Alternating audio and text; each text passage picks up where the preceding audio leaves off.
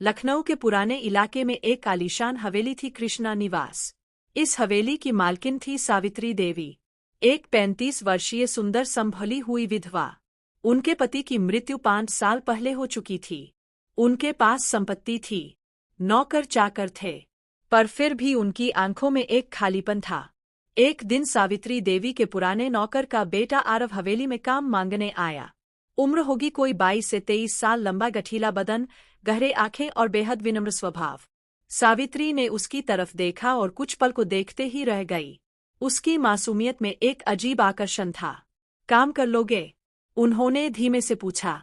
जी मालकिन, जैसा कहें। और बस वहीं से एक नई शुरुआत हुई। आरव दिन भर मेहनत करता, कभी बगीचे में, कभी सामान लाने बाजार जाता तो कभी अंदर की सफाई करता। सावित्री देवी अक्सर छत से उसे देखती रहती। वो पसीने से लथपथ शरीर, वो मेहनत, वो आदर भाव, कुछ तो था उसमें। धीरे धीरे आरव भी उनकी तरफ खींचता चला गया। वो उसकी हर बात ध्यान से सुनती, कभी चाय खुद बनाकर देती, कभी मौसम का हाल पूछती। सावित्री के भीतर दबी हुई औरत फिर से करवट लेने लगी थी। एक शाम बारिश हो रही थी। आरव भीगता हुआ लौटा। सावित्री ने तौलिया दिया और पहली बार उनके हाथ उसके बालों को सुखा रहे थे।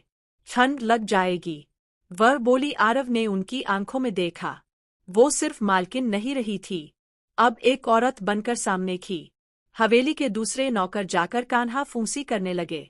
मालकिन और नौकर, यह ठीक नहीं। सावित्री ने सब सुना, महसूस किया, लेकिन मन नहीं माने। वह आरव को देखने के लिए तरसने लगी थी। एक दिन उन्होंने आरव से पूछा, तुम्हें क्या लगता है हम जो कर रहे हैं सही है? आरव ने बिना झिझक कहा, मुझे फर्क नहीं पड़ता लोग क्या कहते हैं। आप मेरे लिए सिर्फ मालकिन नहीं है, आप मेरे दिल के बहुत करीब हैं। उस रात सावित्री देर तक नहीं सोई। वह चाहती थी कि यह सब सपना हो, लेकिन यह सपना नहीं था, यह उनकी चाहत थी।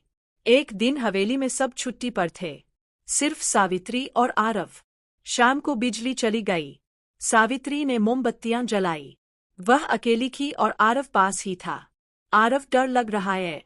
उन्होंने कहा, मैं हूं ना मालकिन। वो पास आया, उनका हाथ थाम लिया। सावित्री कांप रही थी, पर डर से नहीं, उस एहसास से जो उन्हें बहुत सालों बाद हुआ था। धीरे धीरे उनके बीच की दीवारें गिरने लगी। सावित्री ने खुद को आरव के सीने पर टिका लिया। वर्षों की तन्हाई जैसे उसी पल बह गई। मालकिन, आरव ने पूछा। सिर्फ सावित्री कहो अब। वो फुसफुसाई। और उस रात हवेली में बारिश नहीं, भावनाओं की बौछार हुई। पर कहानियां इतनी आसान नहीं होती। अगली सुबह हवेली में हलचल मच गई। किसी नौकर ने दोनों को साथ देख लिया था। बात पूरे मोहल्ले में फैल गई। मालकिन को तो शर्म आनी चाहिए, एक नौकर से। सावित्री ने सब सुना। चुपचाप आरव से कहा, तुम कुछ दिन के लिए गांव चले जाओ, आप भी चलिए मेरे साथ। उसने विनती की। नहीं आरव, मैं अभी नहीं जा सकती। यह हवेली, यह जमाना सब मेरे खिलाफ है। आरव चला गया। सावित्री फिर अकेली हो गई। दिन बीते, हफ्ते बीते, पर उनका दिल उसी मोड़ पर अटका रहा जहां वह आरव को छोड़ आई थी। करीब 1 महीना बीत चुका था।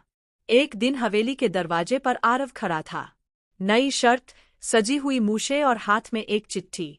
मैं अब सिर्फ नौकर नहीं रहना चाहता। सावित्री जी, क्या आप मुझे अपना बना ले? सावित्री की आंखें भर आई। उन्होंने बिना कुछ कहे उसे गले से लगा लिया। हवेली की दीवारें फिर से जिंदा हो गई। उसके बाद सावित्री ने सबके सामने घोषणा की, मैं आरव से शादी कर रही हूँ। जो भी चाहे इस हवेली से जा सकता है। कुछ लोगों ने विरोध किया, कुछ ने साथ दिया, लेकिन सावित्री और आरव को फर्क नहीं पड़ा। उन्होंने अपने दिल की सुनी।